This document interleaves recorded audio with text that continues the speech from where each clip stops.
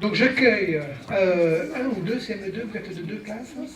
Voilà, deux classes de CM2 de l'école La Source qui se trouve à Meudon. Donc moi je ne connais pas les élèves, donc je les découvre. Je suis déjà intervenu pour de la formation dans cette école, mais je découvre absolument donc, les élèves. Donc, bonjour. Bonjour. Et je voudrais particulièrement remercier donc, le directeur et les enseignants de cette école d'avoir fait en sorte que, je ne sais pas si Yves Hervé est là. Oui, Yves, tu veux peut-être dire un petit mot? Comment surtout les sujets ont été choisis aussi, le sujet. Bien, bonjour à tous. Alors effectivement, c'est pas deux classes entières de CM2, on a dû choisir. Donc les enfants étaient volontaires pour venir et on avait plus de volontaires que de places. Donc ici après, vous avez une petite partie de ces deux classes tirées au sort. Donc effectivement, ce sont des enfants qui viennent de Meudon. C'est une école qui fait partie de ce qu'on appelle les écoles nouvelles en France. Elle est nouvelle, mais elle a quand même plus de 60 ans, donc c'est pas tout jeune. Ça fait maintenant plusieurs années qu'on travaille autour des ateliers à visée philosophique, avec des manières de faire un peu qui ont évolué, qui continuent à évoluer. Voilà, il y a Marie-Josée qui est là, qui est l'ancienne directrice, qui était un peu initiatrice de ce projet. Donc ces ateliers à visée philosophique, pour nous, ils rentrent vraiment comme un prolongement de ce qu'on peut faire aussi dans tout ce qui est prise de parole institutionnelle avec les enfants, que ce soit à travers... par exemple, tout ce qui est conseil de coopérative et des choses comme ça. C'est vraiment en complément, c'est une suite logique pour nous à tous ces moments où on s'arrête un peu pour réfléchir à l'organisation ou à la loi dans l'école. Voilà, donc rien d'autre. Simplement pour vous dire que ces enfants ont déjà... pour un certain nombre, fait des ateliers à visée philosophique, avec encore une fois, avec des manières un peu différentes dans leur scolarité. Il y a aussi des nouveaux qui sont arrivés cette année, qui n'ont absolument pas participé à des ateliers. Merci Yves de permettre, l'UNESCO tenait beaucoup à ce que nous ayons des discussions philosophiques avec les enfants aujourd'hui. Ça va être une des priorités donc, de l'UNESCO dans les années qui viennent. Voilà, alors... vous avez proposé plusieurs sujets. Je crois que vous avez proposé un sujet assez grave sur la mort. Vous avez proposé aussi de parler des différents sentiments, je crois l'amitié, l'amour, c'est ça? Oui. Et puis finalement, on s'est arrêté, parce que ça revenait, je crois, dans les deux classes, sur le thème de la différence, être différence. Ouais? Ok. Alors, on va d'abord, c'est une première phase, installer un peu comment vous appelez ça, vous, des métiers Les métiers. Les métiers, d'accord. Donc on aura plusieurs fonctions dans le groupe, plusieurs métiers. Alors il y aura d'abord le métier de président, et on va un petit peu se repréciser un petit peu à quoi ça consiste, c'est-à-dire quel rôle on tient finalement dans la classe, dans le groupe. Hein. Alors tu es président de la première partie. Est-ce que tu peux nous dire un petit peu ce que c'est qu'un président de séance, là?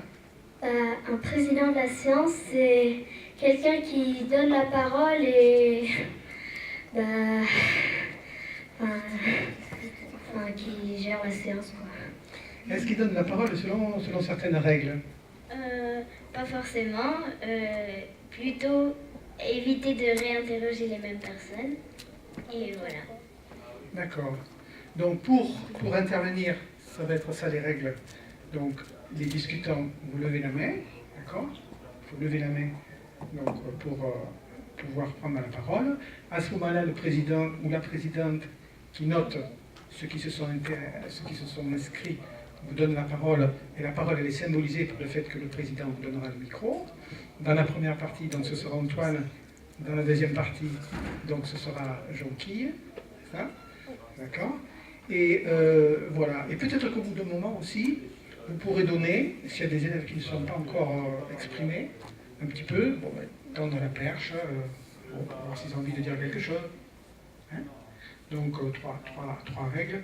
On lève la main, on donne la parole dans l'ordre dans lequel on s'est exprimé, on donne la parole, comme tu le disais, à celui qui est intervenu le moins souvent, mais aussi on a le droit de se taire et aucune obligation, disons, à parler. Par contre, on peut vous demander ce que vous en pensez, ben, vous le dites ou vous ne le dites pas, c'est vous qui choisissez. Ça va, ça? Oui. Bon. Alors, il y aura une deuxième fonction, des fonctions de reformulateur. Qu'est-ce que c'est qu'une reformulatrice?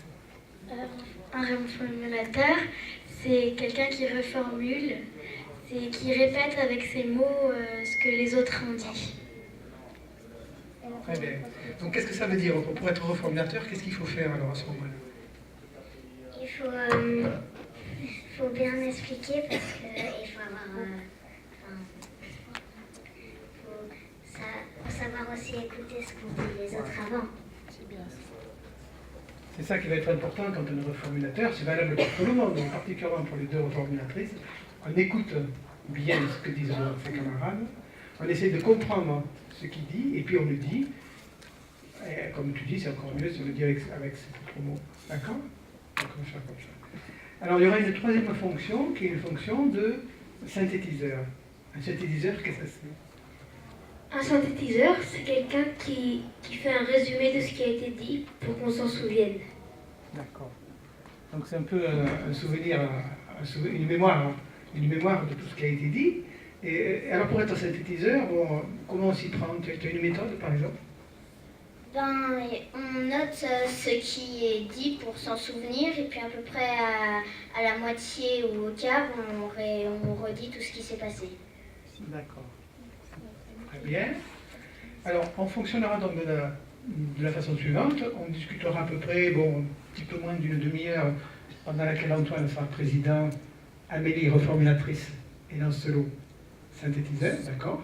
Puis ensuite on changera les rôles. Et Jonquille sera à ce moment-là présidente, Laura reformulatrice. Non, c'est moi la reformulatrice.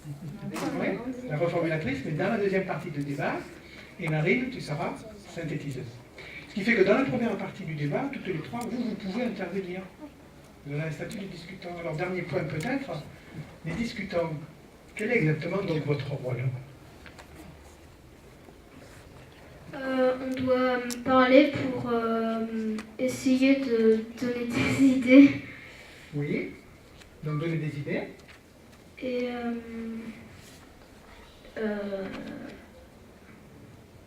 on doit...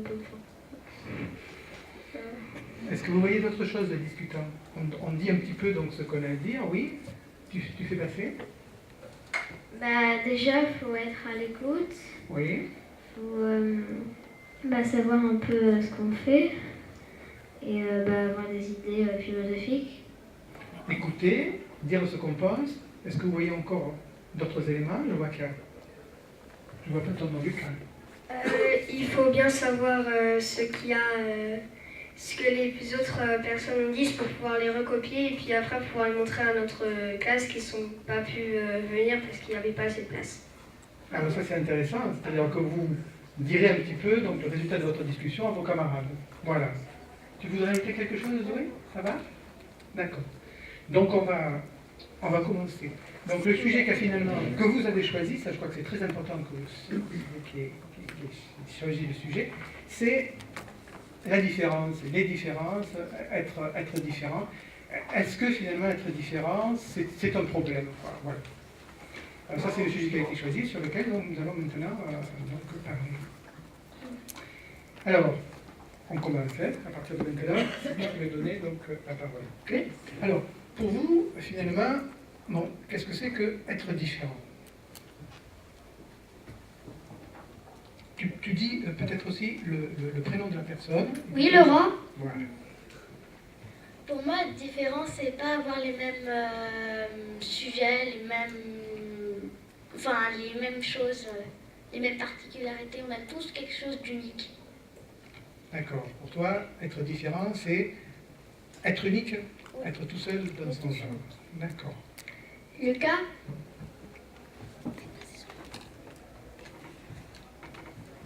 Être différent, c'est parce qu'on n'a pas tous les mêmes ADN, la couleur de peau, et on est unique, comme Laura l'a bien dit. Et surtout que le truc qu'il ne faut pas oublier, c'est qu'on est dans un pays et on est tous égaux en droit. Alors il y a deux choses que tu nous dis. La première chose, c'est qu'on a des différences entre nous qui sont physiques. parles d'une différence biologique, tu as parlé, disons, de l'ADN, d'une part. Oui. Et puis tu fais une distinction qui est très intéressante et sur laquelle certainement on reviendra, c'est la différence en fait. Par exemple, on n'a pas la même couleur de peau, tu dis, et la différence en droit. Ça, c'est une distinction très importante. Éléonore. La différence, c'est que des fois, c'est que ce qui est pas très bien, c'est que des fois, tu as plus de défauts que les autres. Et donc, tu te sens un peu à l'écart. Et voilà. Enfin, ça, c'est un problème. Certainement, on va utiliser tous les deux le même micro, comme ça, après, il circulera. Ça, c'est un point intéressant que tu dis, c'est le fait que précisément, donc c'est différent, c'est des différences au niveau aussi des défauts, disons, et des qualités. Ça pose des problèmes, ça? Oui, des fois, parce que tu te sens un peu peiné. D'accord. Donc on voit que là, la différence, ça pose une question sur laquelle certainement on reviendra, c'est qu'on peut être mis à ce moment-là à l'écart. À Zoé, On a tous les mêmes droits, mais on a des différences entre nous. Tu peux donner un exemple, Zoé, de différence qu'on a entre nous? La peau ou Oui. l'ADN, la vue. D'accord. Alors ça, bon, on l'a déjà dit, c'est les différences biologiques ou les différences d'apparence qu'on a entre nous. Par exemple l'ADN ou par exemple la peau. On essayera de ne pas redire, ça c'est un point important, ce qui a été dit, de manière à ce qu'il y ait une progression donc, de la discussion. Alors c'est à qui? À Jonqui.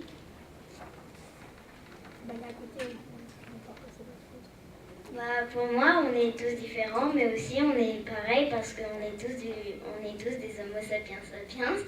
Et comme différence, par exemple, on a tous des particularités et des défauts, et puis des avantages et des inconvénients à ça. Alors ce que tu nous dis, c'est qu'on a beaucoup de différences, donc tu donnes des exemples, mais on a aussi des choses par lesquelles on se ressemble. Alors, il y a donc deux catégories là qu'il va falloir un peu approfondir, les choses en quoi on est différent et les choses en quoi on se ressemble. Est-ce que vous pouvez continuer à donner des exemples qui ne seront plus des exemples physiques? La parole est pour Marine. C'est vrai que faut voir de quel point de vue on regarde. Et donc un exemple du point de vue pas physique, c'est par exemple on a tous des goûts différents, par exemple. Alors, différence sur le plan physique, différence au niveau des goûts. Tout à l'heure on disait différence au niveau des défauts. La parole est à Éléonore. Aussi, quand on remarque que quand on est frères et sœurs ou jumeaux jumelles, on a souvent quasiment les mêmes goûts. On se ressemble énormément et on a quasiment les mêmes goûts. Donc là, tu es plutôt du côté des ressemblances. Tu prends le cas des jumeaux, donc qui se ressemblent physiquement, mais qui peuvent aussi avoir un petit peu les mêmes goûts. Oui.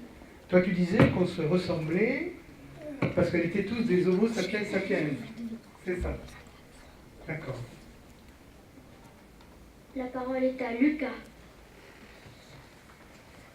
Oui, c'est vrai que sur le point de vue de Jonqui, donc je veux dire de Éléonore, donc les goûts, la ressemblance. Par exemple, on peut ressembler à n'importe quelle personne de sa famille, ce qui fait que après souvent on nous dit tu ressembles à ton tonton et des fois ça peut être embêtant. Oui, tu peux préciser et approfondir un peu pourquoi ça peut être embêtant de ressembler à son tonton. Parce que des fois on le trouve particulièrement beau. D'accord. La parole est à Laura. Moi je pense qu'on est tous différents parce qu'on n'a pas les mêmes points de vue, les mêmes origines, les mêmes... par exemple, on n'a pas tous la même couleur des yeux, on est tous différents, à part les jumelles et jumeaux, parce qu'ils ont le même ADN. Pour moi, ils sont pas très très différents, ils se ressemblent beaucoup. Quand tu dis que on n'a pas les mêmes points de vue. Est-ce que tu peux expliquer ce que tu entends par là? Les points de vue, par exemple, imaginons que je pense que les épinards c'est pas bon et que quelqu'un pense que les épinards c'est bon. Donc on est différents pour ça. Ça rejoint un petit peu la différence, disons, au niveau des goûts. Hein, donc les points de vue pour toi, un point de vue c'est par exemple un goût. Hein? D'accord. Je demande au synthétiseur de remettre ce qui est dit. Le reformulateur. Le reformulateur, pardon. Alors, c'est...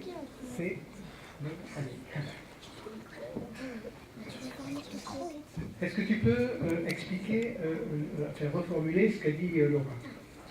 Moi, je pense que Laura, elle voulait dire que on est différent parce que c'est un peu ce que tu as dit, parce que c'est que oui, pour elle, les points de vue, ça peut être des goûts, toutes les choses qu'on est différents. Voilà, elle a dit qu'on est différents parce qu'on n'a pas les mêmes points de vue. Par exemple, il y en a un qui aime les épinards, d'autre pas, c'est-à-dire qu'on n'a pas les mêmes goûts. Dans ce cas-là, ce sont les goûts alimentaires. Voilà. La parole est à Ewan. Quand on est différent, on a l'air pareil, mais en fait, on est quand même différent. C'est pas parce qu'on a l'air pareil physiquement qu'on est vraiment pareil. Alors, quelle différence tu ferais entre être pareil physiquement et être pareil alors autrement? Quand on est pareil physiquement, on est par exemple tous les deux gros. Et sinon, on est, par exemple, quand on est différent psychologiquement, on est... Oui, alors, quand tu dis on est différent psychologiquement, tu peux préciser? Si on est différent psychologiquement, par exemple, quelqu'un est intelligent et l'autre est stupide, par exemple. D'accord. Donc, pour toi, une différence, ça peut être le fait d'être plus ou moins intelligent. Pas juste ça aussi. On peut dire intelligent, plein d'autres choses, quoi. D'accord. Gentil, méchant.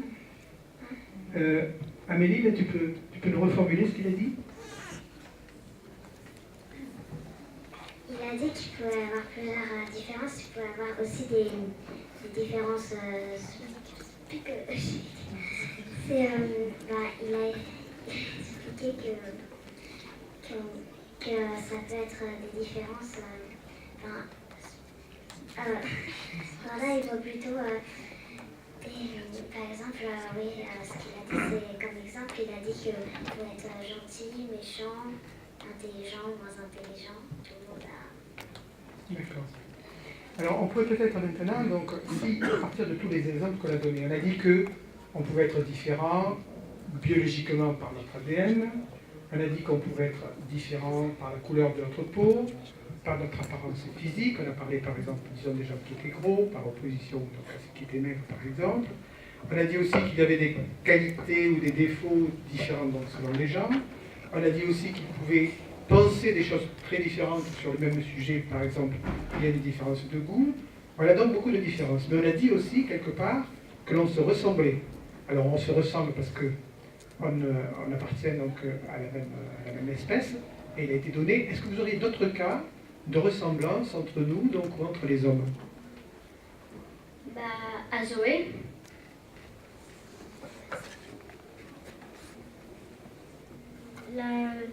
Par exemple, la couleur des cheveux, ou quand on est maigre ou gros, les sports, la passion. C'est une ressemblance ou une différence? Différent. Différence. Alors, la question, est-ce que c'est la question que je viens de poser? La reformulatrice, quelle est la question que je viens de poser?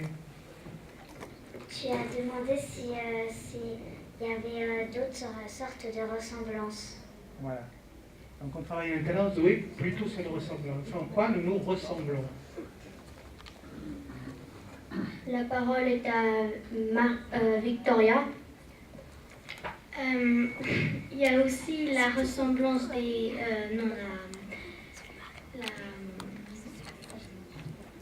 oui, la ressemblance. Il y a... Enfin, non, c'est justement... La différence des cultures, des... Voilà, C'est une ressemblance ou une différence? différence. C'est une différence. Hein? Donc tu ajoutes quelque chose qu'on n'avait pas dit jusqu'à maintenant. C'est très important dans cette maison ici, c'est la différence entre les différentes cultures. Et la question que j'ai posée, c'est... Est-ce qu'il y a d'autres sortes de ressemblances? D'accord. On essaie de répondre maintenant à cette question-là. La parole est à Marine. C'est vrai qu'on est tous pareils. À l'intérieur, on est tous pareils. Mais après, c'est vrai qu'on a des différences à l'extérieur, mais ça fait on est quand même unique chacun. Mais sinon, à l'intérieur, on est quand même pareil. Alors là, tu fais une distinction qui est intéressante, c'est à savoir les différences viendraient de l'extérieur, c'est-à-dire de la façon dont on apparaît aux autres. D'accord ? Par contre, à l'intérieur, on serait ressemblant aux autres. Est-ce que vous êtes d'accord ou pas sur le fait qu'on serait ressemblant à l'intérieur? La parole est à Elliot. Moi je trouve que nous sommes pareils intérieurement, mais tout autant extérieurement, parce que nous avons un nez, deux bras, deux jambes. Donc on est un peu pareil des deux côtés, intérieurement et extérieurement. Donc tu n'es pas tout à fait d'accord avec la distinction de Marine qui dit on est différent de l'extérieur, mais on est les mêmes de l'intérieur. Enfin, tu dis on peut être aussi différent de l'intérieur et les mêmes de l'extérieur. C'est ça? Non, moi je trouve qu'on est pareil de l'intérieur, Oui. mais nous avons quelques différences extérieurement, mais aussi nous sommes d'un côté pareils et différents extérieurement, parce que nous sommes construits pareil avec deux bras, et parfois les cheveux, etc. ne sont pas pareils. Ça c'est l'extérieur. Mais l'intérieur, il est le même entre les hommes ou pas? C'est ça la question. Oui, moi je pense que oui. Donc tu vas dans le même sens que Marine. Oui. Est-ce qu'il y en a qui sont en désaccord avec ce point de vue? La parole est à Jonky.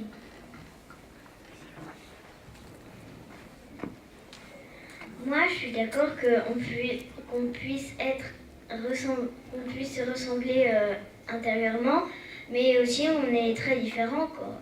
Comme par exemple, on a des mêmes goûts, enfin des goûts différents ou des mêmes goûts. Dans ce cas-là, on peut être les deux, et à l'extérieur aussi, en cas d'anatomie, on a tous deux jambes, deux bras, deux yeux, un nez, une bouche, etc. Mais bon, on a une peau et des cheveux différents. Donc toi tu penses qu'on a à la fois des différences extérieures mais aussi des ressemblances extérieures, et on a aussi des ressemblances intérieures et des différences intérieures. Oui. Donc c'est plus la distinction extérieure-intérieure, Marine. Tu vois, quelle est la différence finalement entre ton point de vue et celui qu'elle vient de donner? Moi j'avais plutôt parlé intérieur, et vers l'extérieur je parlais plutôt de la couleur des cheveux, des yeux, de la peau. Elle, ce qu'elle veut dire, c'est du côté anatomie, on est pareil en sens forme. Donc voilà, c'est plutôt ça la différence. D'accord.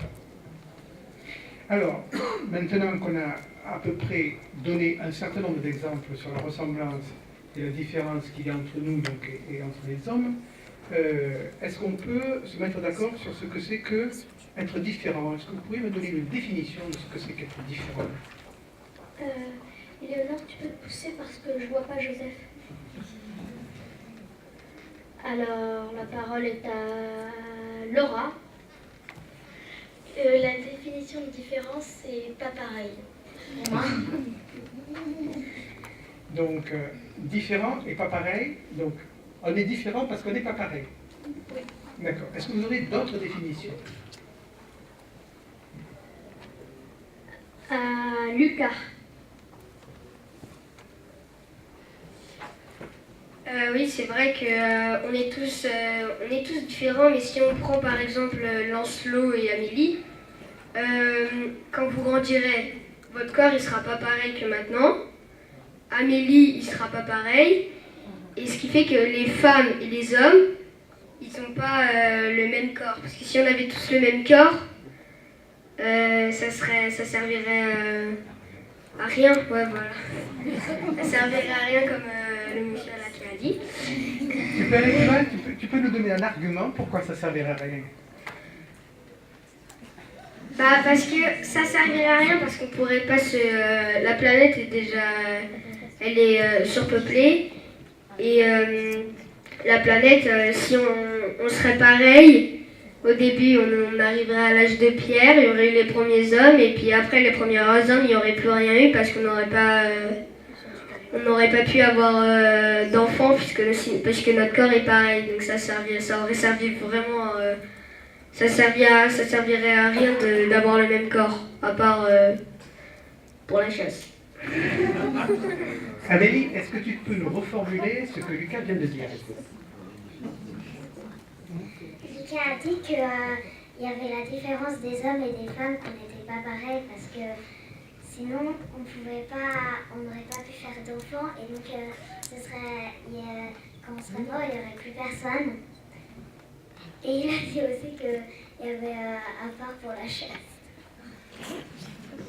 Alors, là, on vient de voir finalement que le fait d'avoir des différences, et on prend le cas de la différence entre les hommes et les femmes, est intéressant. C'est parce qu'il y a une différence entre les hommes et les femmes qu'on a pu se reproduire, donc voilà, donc l'argument qui est donné. Donc ça veut dire qu'être différent, ça peut avoir un certain nombre d'avantages. Quels autres avantages vous verriez à être différents les uns des autres? Je donne la parole à Éléonore.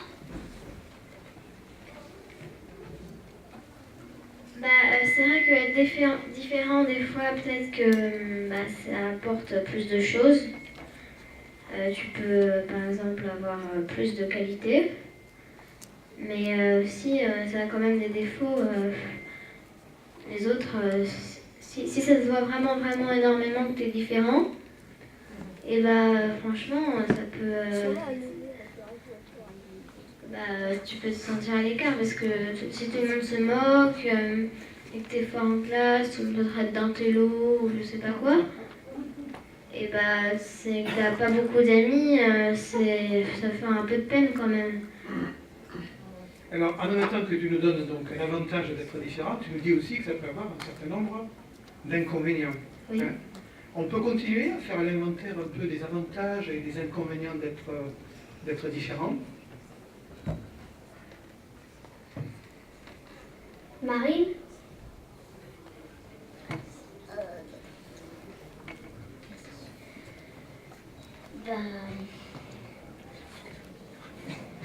Ça va revenir, tu sais, la pensée, ça va, ça vient, et dans ce cas-là, on est tranquille, tu interviendras tout à l'heure. Est-ce que... Joseph. Joseph, qui n'est pas encore intervenu, priorité à ceux qui ne sont pas encore intervenus.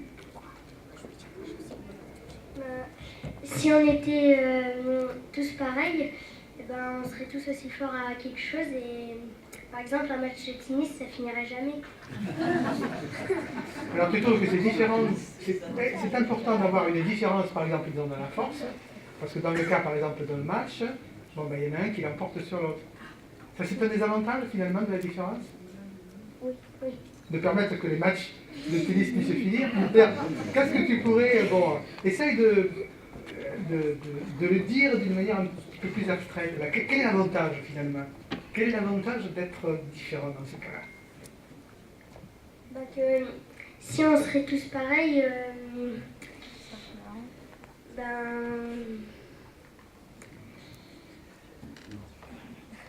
Tu réfléchis. Des fois on a besoin de silence pour réfléchir. D'ailleurs, qu'est-ce qui pourrait aider Joseph à formuler donc cette pensée?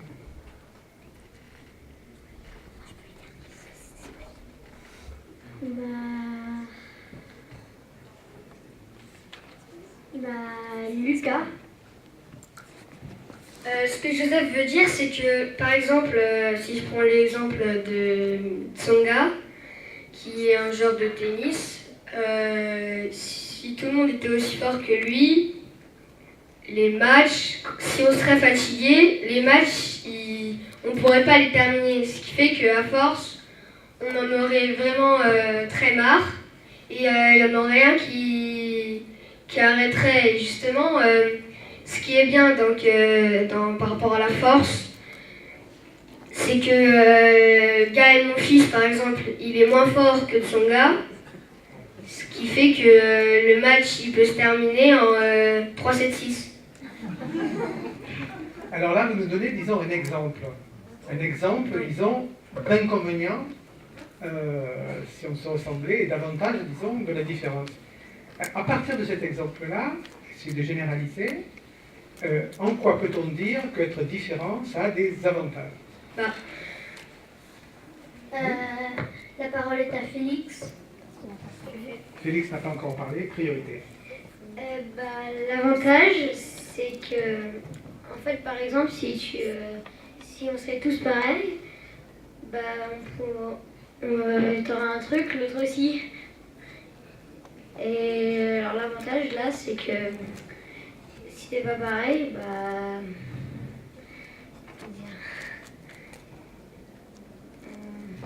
Oui, mais tu réfléchis, qu'est-ce qui voudrait aider Félix là, à formuler son idée? en fait, on n'a pas les mêmes esprits. Enfin, on n'a pas les mêmes idées, tout ça. Et en quoi c'est un avantage, ça? Pas les mêmes De ne pas avoir les mêmes idées?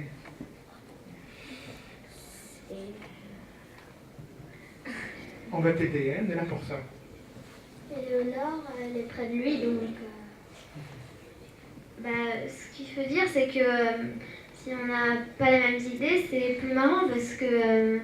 comme ça, on récolte plus d'idées, il y a plus de choses à faire, pour les jeux par exemple, pour je sais pas quoi, ou pour des idées que les autres n'ont pas. Ça aide. Par rapport à tout ce qui vient d'être dit sur les avantages d'être différent, Amélie, comment tu pourrais reformuler l'idée là? L'avantage d'être différent, c'est donc on a dit que c'était que sinon la vie déjà ne se reproduisait pas. Aussi, on a dit que c'était que s'il y avait par exemple des différences de force, rien ne se terminerait. Et que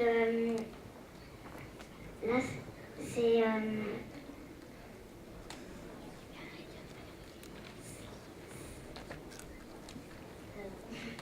Il manque un petit bout là. Qu'est-ce que vous voudriez compléter? Junkie.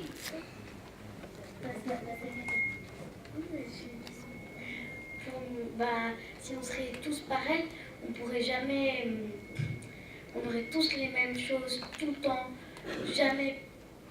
On pourrait jamais se disputer. Et même dans la vie, je pense qu'on a tous besoin de se disputer. Ah, ça, il faut que tu nous expliques pourquoi. On a tous besoin de se disputer pour parfois un peu relâcher ses nerfs. D'accord. Voilà, un des avantages de la différence, c'est qu'on peut se disputer parce que ça soulage. Hein, l'argument, donc, c'est assez intéressant.